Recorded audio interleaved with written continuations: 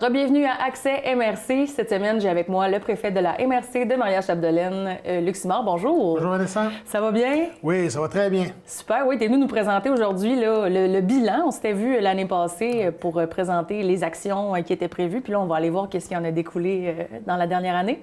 Bien, tu l'as bien résumé, c'est notre deuxième bilan des actions qu'on fait. Là. On a fait une planification stratégique, nous, en 2019, donc tout juste avant la pandémie, pendant qu'on pouvait se rencontrer en personne encore. Ouais. Et on a adopté pour la période 2020-2025. Donc, on a consulté à peu près 200 personnes. Donc, on avait 10 groupes là, qui ont été consultés de différentes sphères, les conseils municipaux. On a même consulté aussi nos employés là, pour des pratiques plus internes. Donc, vraiment une consultation très exhaustive. Et ça en a découlé un plan stratégique. Mais on voit souvent, je le répète, des plans stratégiques qui sont mis sur une tablette, qui ne sont pas utilisés là, pour nos actions de tous les jours. Donc, nous, on a eu la volonté de mettre notre plan stratégique en action par le biais d'un plan d'action, justement, à chaque année. Donc, on a réalisé première édition en 2020, deuxième en 2021. Donc, on est à notre deuxième bilan là, qu'on a travaillé pour voir un peu là, où est-ce qu'on en était, qu'est-ce qu'on avait réalisé, qu'est-ce qu'on n'avait pas fait. Mais ça assure une continuité de nos actions aussi, puis s'assurer ce que les gens nous ont dit, qu'on les mettait réellement là, dans notre planification, qu'on s'y attardait, qu'on travaillait, parce que c'est une marque de respect. Hein? Je pense que c'est une marque de respect qu'on a consulté des gens. Les gens sont venus nous dire qu'est-ce qu'ils attendaient de la MRC, comment ils voyaient la MRC. Donc, on veut vraiment utiliser ce qu'ils nous ont dit pour faire notre travail, on va le dire comme ça. Oui, bien, c'est une marque de respect, puis c'est une marque aussi de volonté, de proaction, d'aller réfléchir à qu'est-ce qu'on a fait, puis comment on pourrait le faire maintenant. C'est intéressant comme démarche. Effectivement, c'est une démarche. Pas beaucoup de MRC, je dirais qu'il n'y en a probablement pas qui ont cette démarche-là. Oui. Quand on en parle au niveau provincial, on est vraiment, je pense, innovateur là-dedans, mais ça mobilise notre équipe aussi. Puis même cette année, en 2022, on a mobilisé nos élus dans notre planification. Donc, vraiment, l'ensemble de nos équipes là, sont là. Puis, tu sais, 2021, c'est une grosse année aussi. Hein? On a eu une élection. Puis au conseil de la MRC, on a quand même aussi 10 nouveaux maires sur 12. Donc, ça amène quand même beaucoup de nouveautés. Vraiment? Donc, on a travaillé à ce que les gens présents sur le conseil s'approprient notre planification stratégique aussi, en prennent connaissance. Donc, c'est pour ça qu'on a voulu aussi les impliquer dans notre planification 2022. Mais en même temps, de leur présenter qu'est-ce qui a été fait en 2021. C'est toujours intéressant pour eux autres. Puis ça se passe bien, justement, avec la nouvelle gang? Très bien. Vous allez voir, il y a plein d'actions qu'on a. On a beaucoup de choses qu'on veut amener. Les gens sont très ouverts d'esprit, des bonnes têtes, des gens très, très brillants, des gens qui sont impliqués puis qui ont une volonté de travailler pour le développement de le milieu. Donc oui, c'est vrai qu'il y a des bonnes personnes qui ont parti aussi dans l'ancien conseil, mais personne n'était irremplaçable. Là, puis je pense que le conseil qu'on a actuellement est très dynamique, puis je suis très heureux de travailler avec eux autres. Oui, puis on sent toujours la même collaboration, justement, là, qui est quand même exceptionnelle, je pense, dans la MRC. On le voit bien que ça travaille bien ensemble. Oui, effectivement. Très belle collaboration. Donc ça a été un gros point aussi, là, ce renouvellement-là là, dans nos actions 2021. Bon, on va aller voir ça plus en détail. Bien, 2021, si on fait rapidement, là, on a quand même 150 actions ciblées. C'est 13 de plus que l'année précédente, donc c'est quand même pas rien. Et les actions réalisées ou en voie de l'être, on est maintenant rendu à 81 des actions. Donc, on va revenir, mais c'est quand même pas rien. Là, on avait vraiment une très belle progression. Oui. On a été beaucoup plus actifs. Bien, beaucoup plus de choses réalisées cette année, mais on sait qu'en 2020, comparativement à 2021, la pandémie, on la voyait plus, là, on la connaissait, on était plus au fait de comment travailler pendant la pandémie, mais quand on avait fait notre plan d'action 2020 en janvier, on ne s'attendait pas à ce qu'on a une année 2020 comme on l'a vécu. Non. Donc, c'est aussi pour ça un peu là, que on a eu plus de succès dans la réalisation de nos actions en 2021. Mais on a eu 104 dossiers de financement pour les entreprises. On est présent sur une cinquantaine de tables et de comités régionaux, provinciaux. Puis moi, je suis sur le conseil d'administration de la Fédération québécoise des municipalités. C'est mon deuxième mandat. Mais j'ai aussi été élu au comité exécutif de la Fédération québécoise. Donc, c'est des belles tribunes. Je vais présider aussi une table sur le développement local et régional. Donc, c'est des belles tribunes où on peut s'impliquer. Puis notre personnel s'implique aussi dans les comités provinciaux. Mais il faut être là, il faut être présent. Puis d'être préfet à temps plein, ça me donne aussi la possibilité de m'impliquer sur ces comités-là. On peut aller défendre notre vision des choses, notre réalité. Donc, c'est très important. On n'a pas la même réalité là, que les MRC ou les municipalités de la Couronne de Montréal ou du Bas-Saint-Laurent, ou peu importe. Donc, il faut être présent sur ces tables-là, puis c'est très important. Vraiment. Ouais. Puis, on a aussi tout le fonds COVID qu'on a mis en place en 2021, là, que je veux réitérer. Là, on a 2021, parce qu'on a continué à en investir en 2022, mais juste en 2021, on avait 267 000 d'investis pour des organismes, des festivals, des événements principalement, qui viennent en aide aux jeunes aussi. 1500 jeunes soutenus à travers tout ça. On veut ramener du bénévolat, puis je veux le mentionner parce que c'est important. Le bénévolat dans notre milieu, c'est quelque chose qui nous dynamise. S'il fallait remplacer tous les bénévoles par des employés salariés, là, on n'aurait pas les moyens de réaliser tous les festivals, tous les événements, puis améliorer notre qualité de vie comme ces gens-là le font. Donc, c'est vraiment important. Puis on a quand même bien travaillé, je pense, là, avec les sommes qui nous avaient été octroyées pour la COVID, puis on en est très heureux. C'est sûr, parce que tu sais que j'en rencontre beaucoup des organismes puis des gens qui dépendent du bénévolat, puis c'est quelque chose qui ressort beaucoup. Avec la pandémie, bien, les bénévoles plus âgés ont dû se retirer à un certain moment. Ouais. Pas tout le monde qui a eu envie de revenir nécessairement. Fait qu'on est toujours à la recherche là, à ce niveau-là. Toujours à la recherche. Les gens ont pris d'autres habitudes. Hein? Les gens s'impliquaient dans le bénévolat année après année. Là, ils ont pris d'autres habitudes, d'autres loisirs. Donc, c'est là qu'il y a un grand défi, puis qu'on veut travailler avec les municipalités puis avec les organismes. Mais je pense que c'est des belles sommes là, qui ont été investies. Ça fait partie de notre vitalité. On veut y collaborer comme on peut, la MRC. Super. Puis au niveau des entreprises, je tenais à rappeler qu'on a quand même investi près de 4,5 millions de dollars dans les entreprises, dans nos municipalités, dans tous nos fonds d'investissement. Donc, on s'est doté de beaux leviers, vraiment de beaux leviers là, pour investir dans notre milieu. Entre autres, on a 2 mini-centrales. On veut en faire d'autres. Je le rappelle, je le réitère sur toutes les tribunes. Mais si on n'avait pas ces revenus-là, il y a énormément de choses qu'on ne serait pas capable de faire. Mais grâce à ça, on a investi à la fois dans les entreprises, mais aussi dans le développement de notre communauté. C'est vraiment très important pour nous. Donc, on a quand même eu des investissements non négligeables dans notre milieu. Parfait. Si on tombe dans notre plan d'action, bien, je veux rappeler quand même que on avait notre plan stratégique, on a 5 enjeux qui avaient été identifiés principalement. Des enjeux qui sont liés à nos responsabilités, nos délégations aussi qu'on a à la MRC, parce qu'on a beaucoup de délégations aussi du gouvernement. Le premier enjeu, c'est l'aménagement optimal du territoire qu'on va voir. Par la suite, le développement de nos milieux de vie, un volet plus social un peu. L'amélioration de la gouvernance dans la MRC, donc c'est comment on travaille ensemble, comment on se gouverne en fait. Oui. L'accroissement de la vitalité économique, une de nos grandes responsabilités, bien entendu, à la MRC, et l'amélioration de la communication qui avait été sortie comme une grande faiblesse, tellement qu'on en a fait un enjeu spécifique, même s'il touche les 4 autres enjeux, on l'a sorti, on en a fait un enjeu parce que c'est un enjeu où on avait des grandes faiblesses. On n'était pas très bon pour vendre nos services, vendre notre milieu, faire connaître notre territoire. Donc, c'est tout ça là, qu'on vise à travers notre enjeu d'améliorer la communication. Oui, puis on l'a senti aussi justement qu'il y avait un travail de fait à ce niveau-là dans la dernière année. C'est super important. Là, fait qu'on... On y travaille. On n'est pas encore parfait, mais on peut s'améliorer constamment là-dedans. C'est bon. Si on prend peut-être l'enjeu 1, l'aménagement optimal territorial, vous voyez un peu, là, on fait toujours un petit topo là, de où on en est. Hein, des actions réalisées, des actions en cours, ou ce qui est tout simplement non réalisé. Donc, c'est une évaluation. On a un tableau, là, un grand tableau Excel de notre plan d'action où on a aussi des indicateurs de ciblés. Donc, on veut atteindre cet indicateur-là. Donc, ça, c'est établi à partir des indicateurs qu'on s'est fixés. Okay. Donc, toujours des indicateurs mesurables, bien entendu, et réalistes. On a beau vouloir dire qu'on va éradiquer la pauvreté, je pense que c'est pas très réaliste. On peut y contribuer, mais le faire à 100 c'est très, très difficile. Donc, on essaie toujours d'avoir des choses mesurables. Puis, ce qu'on a au niveau de l'aménagement optimal du territoire, on a atteint 58 quand même des actions réalisées, donc c'est pas rien. Mais quand on prend ce qui est en cours aussi, là, on a un taux de succès encore plus élevé. Super. Puis, dans notre aménagement optimal territorial, on a plusieurs choses qu'on n'a pas tout mis, là, mais les grands points quand même qu'on peut sortir.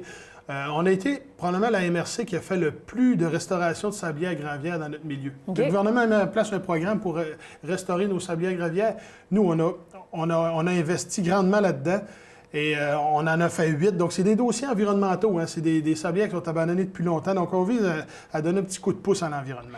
Oui, peut-être pour ceux qui sont moins au courant de ce dossier-là, dans le fond, c'est quelque chose qui a quand même un impact environnemental. Exactement. Puis souvent, ils sont abandonnés depuis très longtemps, une fois qu'ils ont été épuisés, donc il faut les remettre en état. On a aussi travaillé beaucoup dans la véloroute. On était impliqué au niveau de la bonification véloroute. On a un projet qui n'a pas fonctionné à Albanel, mais qu'on travaille à réaliser à Péribonka. Donc, on est un peu le parent pauvre au niveau de la véloroute. Mais ça, pour nous autres, c'est extrêmement important. Le projet de Péribonka va nous permettre de partir de Péribonka jusqu'à Dolbeau-Mistassini en site propre. sans être sur l'accotement. Donc ça va augmenter notre attractivité. Ça C'est fait très longtemps, intéressant, hein. mais on s'implique, la municipalité s'implique beaucoup là-dedans. Madame Proulx est très active. Oui, puis ça fait longtemps qu'on en rêve un peu là, de pouvoir faire Oui. ça. Puis avec tous les beaux projets qui se passent à Péribonca en ce moment, le timing. Le timing est très bon. Oui. Puis dans les autres points, on a parlé beaucoup de Racine Vauvert cette année. Donc, on vise à... On avait mis en place un comité bien avant l'automne, là, au début de l'automne, à la fin de l'été, on avait mis en place avec la Ville un comité pour voir comment on pourrait mettre en valeur au niveau touristique ce secteur-là. Le secteur Vauvert, actuellement, est beaucoup plus un secteur récréatif. Oui. Le tourisme est un peu plus absent, mais on veut amener une plus grande attractivité de ce territoire-là. Donc, on a des beaux sites là, on veut les développer, on veut les mettre en valeur. Donc, on a un comité qui a été mis en place, puis on va avoir les résultats cette année. Là, donc, dans le bilan 2022, on fera un topo d'où on est rendu avec ce dossier-là, mais pour moi, c'est très, très important. Puis, un autre point dans l'aménagement optimal du territoire que je tenais à souligner, c'est toute l'image de marque Respect qu'on a développée, qui est rendue partout au Québec, qui va même probablement aller en Ontario. Donc, les clubs quad, les clubs motoneige, l'UPA, l'Union des producteurs agricoles s'en est emparée. Donc, c'est parti de l'initiative de notre comité multiressources chez nous. Et c'est maintenant une campagne pour favoriser la cohabitation entre les VHR et les autres utilisateurs, entre autres le monde agricole principalement. Donc, vraiment, là, on est très fiers de cette campagne-là. Une belle réussite en 2022. Ben oui, ça a fait beaucoup de bruit quand même. Le logo qui a été repris un peu partout, qui a fait figure d'exemple là, pour partout au Québec et même plus. Fait que... Oui, on est très, très fiers. Puis ça, c'est la cohabitation des différents usages sur nos terres publiques intramunicipales, sur notre forêt qu'on gère. On a à la fois des centres de ski de fond, on a de la récolte forestière quand même qui se fait là, on a des sentiers de VHR, de motoneige, de quad, on a des centres touristiques. On a vraiment là, des usages agricoles, beaucoup de bleuets de serre, des canneberges. Donc, quand on regarde tout ce qui se fait sur les territoires forestiers dont on a la gestion, là, je pense qu'on peut être fier de voir la cohabitation qu'on fait, la gestion qu'on fait de ces multiples usages-là. Oui, vraiment. Si on prend les milieux de vie maintenant, l'enjeu 2, le développement de nos milieux de vie. Encore ici, là, un peu plus de 50 54 des actions qui ont été réalisées pour les milieux de vie. Donc, on a plusieurs éléments qu'on a mis en place là-dedans. Donc, on est fiers, c'est d'embaucher une conseillère en attraction de talent. OK. Ça, c'est pas rien quand même. Là, c'est pour soutenir nos entreprises dans le développement de leur main-d'œuvre, mais aussi dans notre stratégie d'attractivité, notre stratégie territoriale pour être plus attractif pour ce qui est de la main-d'œuvre. Donc, on a une ressource qui est dédiée spécifiquement à cet enjeu-là. Donc, ça, c'est une belle initiative qu'on a faite cette année. C'est un peu ce qu'on appelait là, les chasseurs de tête là, dans le temps? Oui, mais là, c'est quand même des dédales, des entreprises aussi qui ne savent pas par où commencer au niveau de la main-d'œuvre. Donc, c'est pour les guider, les aider là-dedans. Puis, il y a des entreprises privées aussi qui offrent du soutien. Donc, on est là pour être un peu là, un accompagnateur. On ne dit pas qu'on fait tout à la place des entreprises, mais on a aussi... C'est une personne qui va faire le lien aussi avec Porte ouverte sur le lac. On a une stratégie régionale au niveau de l'attractivité territoriale. Donc, cette personne-là là, est responsable d'avoir une cohérence dans toutes ces actions-là. OK, super. Et en plus, dans les autres actions, on a travaillé sur la ligne verte aussi avec... notre Mario Express pour le transport collectif. On a le transport adapté, transport collectif. Donc, on a travaillé pour développer tout ce service-là. Ça va très, très bien, malgré qu'on a eu des petites problématiques en 2022 au niveau du taxi. Mais ça, c'est des actions dans notre plan d'action 2022. On ne se le cache pas, là, de s'assurer d'un service de qualité dans notre milieu. Mais pour l'an dernier, on a déployé la ligne verte là, qui va normander 4 fois par jour de Beaume-Cessny. Donc, un beau service là, qui est très apprécié. Qui est d'autant plus important, justement, depuis qu'il n'y a plus de taxi. C'est sûr que le besoin est grandissant. Exactement. Puis, un autre enjeu, pour moi, le plus important pour ce qui est de 2021, sur lequel on a travaillé, c'est tout l'Internet haute vitesse. Donc, on a été vraiment très, très actifs. Il y a des programmes partenariat fédéral-provincial qui a été mis en place. Nous, on veut s'assurer, puis on a travaillé sur la cartographie, qu'on n'échappe pas un citoyen. Chaque citoyen de notre milieu a droit d'avoir des sous pour avoir accès à Internet haute vitesse. Ça fait partie de notre attractivité, mais il y a des problématiques. Puis je peux vous dire que l'équipe à la MRC, on est une des MRC les plus actives là-dedans. On ne veut pas échapper de gens, puis les compagnies de télécom sont impliquées. C'est eux autres qui en sont responsables, mais on s'aperçoit qu'il y a des lacunes dans la connaissance du service dans notre territoire. Donc, on était encore, même en 2022, on est très actifs là-dessus. Ça a continué 2021-2022. Et on va s'assurer qu'en 2022, à la fin du déploiement, que tous nos citoyens aient accès à Internet. Mais je vous dis, c'est très énergivore, mais pour moi, c'est un enjeu un des enjeux les plus importants. Bien, en attractivité, c'est tellement important, surtout avec le télétravail qui a pris tellement d'ampleur dans les dernières années. C'est important d'avoir une bonne connexion Internet. C'est très important. Important de nos entreprises aussi, toutes les fermes dans les rangs. Donc, c'est vraiment là quelque chose que le train ne repassera pas deux fois, je l'ai déjà dit. Donc, on veut vraiment là, mettre l'accent là-dessus pour finaliser ça, parce qu'en théorie, ça finit cette année en 2022, mais en 2021, on a été très actifs. Puis cette année, bien, on va travailler aussi sur le cellulaire, la téléphonie cellulaire. Hein? On a Internet, mais le cellulaire n'est pas réglé. Là. Encore des lacunes, il y a encore des grandes problématiques de service. Donc, mon implication à la FQM, j'ai amené cette problématique-là. La FQM, on l'a identifié comme priorité, puis on le met même pour que les partis politiques s'engagent aux élections l'année prochaine à s'assurer d'une couverture cellulaire convenable pour les régions du Québec. Puis le fait qu'on développe un réseau de fibre optique partout dans les zones rurales, ça va faciliter en même temps le déploiement de cette téléphonie cellulaire-là, parce que la fibre va être déjà rendue si on veut mettre des tours. Donc, on est très actifs pour le travail. Puis ça, c'est des enjeux, ça fait déjà 4 ans qu'on parle. Mais là, je pense qu'on a réussi à amener Internet.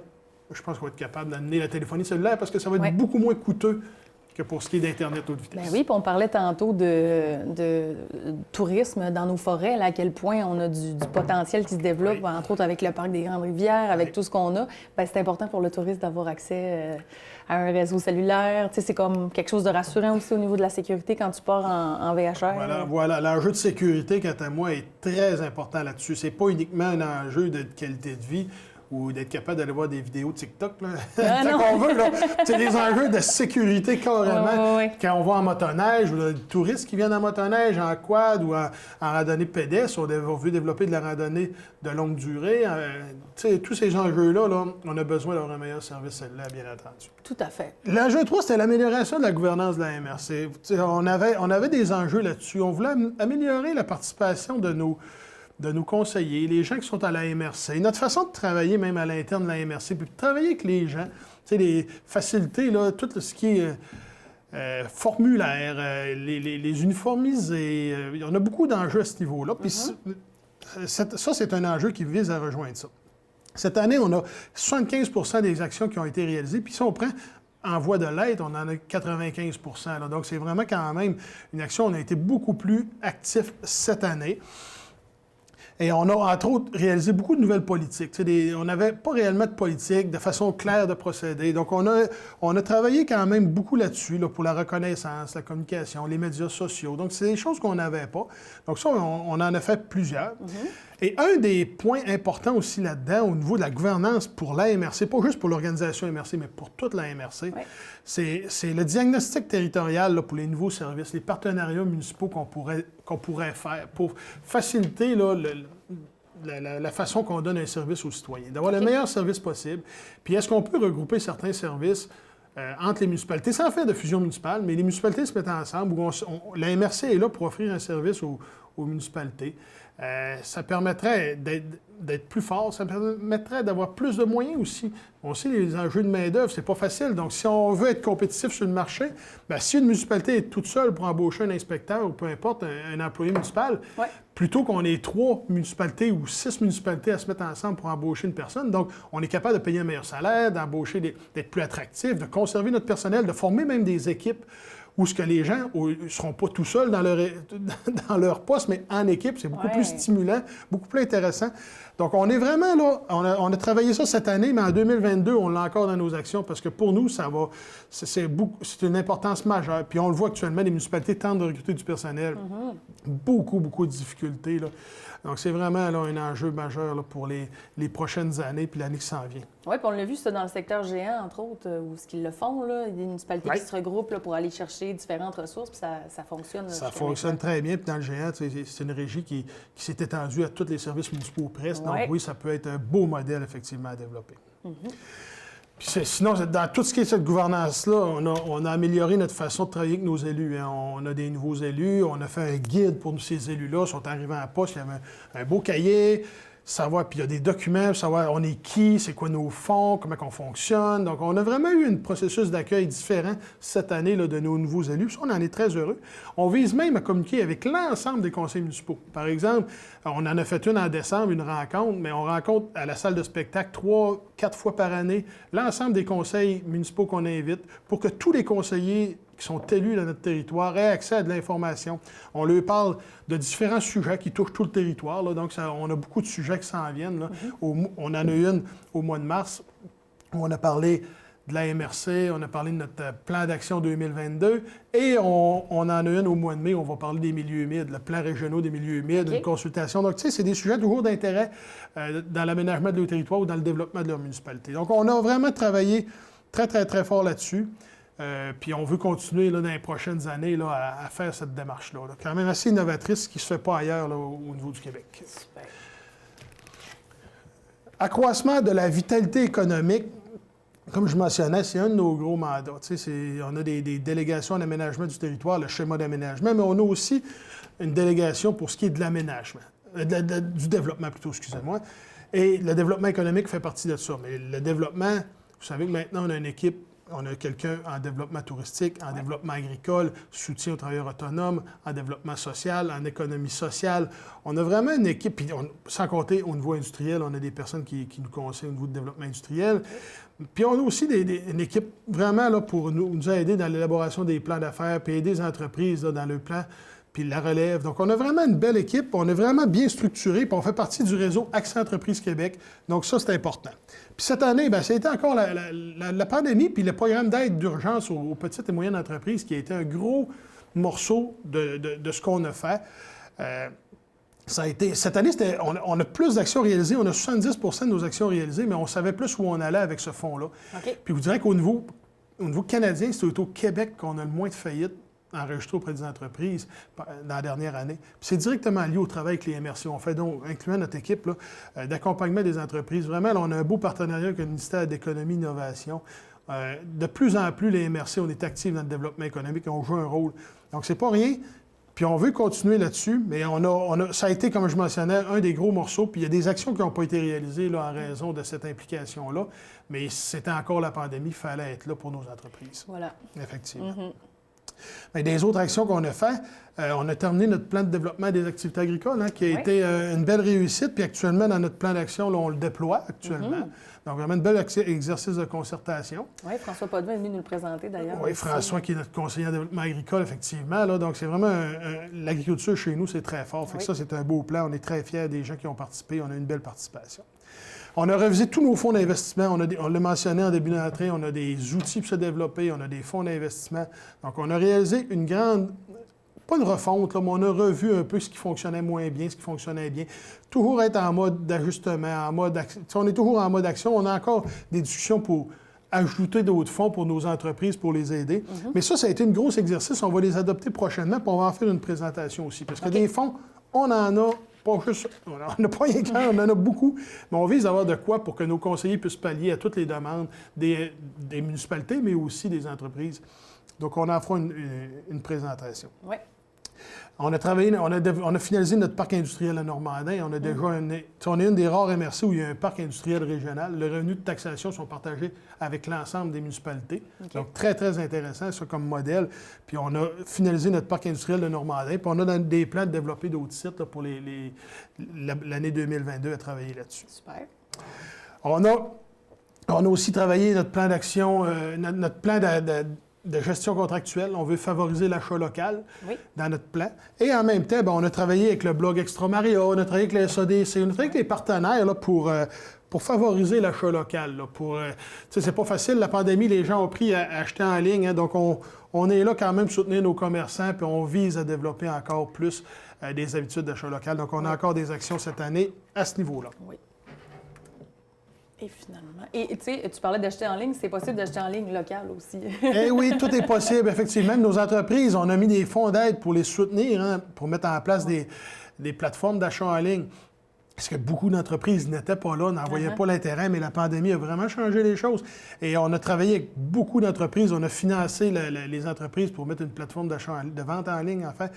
Donc, ça a été un gros morceau aussi qu'on a réalisé. Le SADC est impliqué, mais on travaille vraiment en partenariat là, avec les organismes de développement locaux. Mm-hmm. Le dernier enjeu, la communication, cette année, on a 41 des actions réalisées. Donc, on a quand même une nette progression quand même comparativement à l'an dernier. On a embauché, le gros point, c'est qu'on a embauché une ressource là, en communication et en attractivité du territoire qui était embauchée en décembre, là, même à la fin de l'année, qui n'a pas nécessairement eu beaucoup de temps de travailler sur nos actions, mais qui a travaillé très impliqué dans notre planification 2022. Il y a beaucoup d'actions en 2022 qui visent à être déployées. Mais quand même, on a travaillé sur la mise à jour de notre site Internet, là, qui était quand même désuet. Ça, c'est des actions qu'on a faites. On a commencé une démarche de marketing territorial. On s'est réapproprié Ose le pays des Bleuets. D'ailleurs, là-dessus, là, qu'on a racheté de la MRC Domaine du Roi.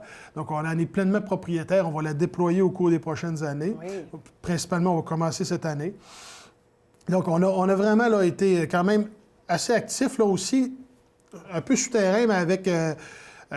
nos fonds Vitalité du milieu, là, puis Vitalité du territoire, plutôt Signature Innovation. Donc, on a des projets qui s'en viennent, puis on a déjà commencé à élaborer les stratégies pour développer ces deux volets-là qui sont extrêmement importants pour notre territoire, donc du financement qu'on a du ministère des Affaires municipales et des communications. Mais on va avoir beaucoup de travail à faire cette année, on ne se le cache pas, là. Notre ressource va être très, très active. Donc, en conclusion, on a quand même cette année une bonne progression, là. On a 60 des actions réalisées, on a 81 des actions qui sont en voie de l'être ou réalisées. Donc, c'est vraiment là, une belle année qu'on a eue, une année qui était plus prévisible. On savait ce qui nous attendait face à la COVID aussi, mais écoutez, c'est une année qui est encore un peu atypique. On espère que cette année, on va être réellement en relance avec nos entreprises, avec nos municipalités, mais avec tous les moyens, tous les leviers de développement qu'on a. Je pense qu'on a une grosse année devant nous. On va travailler très, très fort là, cette année pour déployer, comme j'ai mentionné, on a Vitalité des milieux, là, le volet 4 du ministère, on a 1 million de dollars par année. Là. Donc, on a travaillé sur notre plan d'action, on le finalise, mais on veut le déployer rapidement, des enjeux au niveau du logement, du transport. Donc, des gros volets encore cette année qu'on veut travailler. Oui, puis on sent vraiment justement la proaction dans tout ça, de vouloir agir maintenant. Puis c'était intéressant de voir ça sous forme de bilan. On se reparlera bientôt pour voir là, les actions à venir. Bon, on va refaire une petite rencontre, effectivement. Là, on va parler un peu de notre plan d'action. On l'a présenté en mars à l'ensemble des conseils municipaux. On va travailler avec la Chambre de commerce aussi, présenter là, les volets qui touchent plus l'économie. Mais on veut faire une présentation globale là, de ce qu'on a prévu cette année en 2022. On va se revoir. Parfait. On va se revoir là-dessus. Bien, merci beaucoup, Luc, d'avoir pris le temps de venir nous présenter ça. Merci à vous d'avoir été là et on se revoit bientôt pour la suite avec le plan d'action à venir dans un autre épisode d'Action. Merci.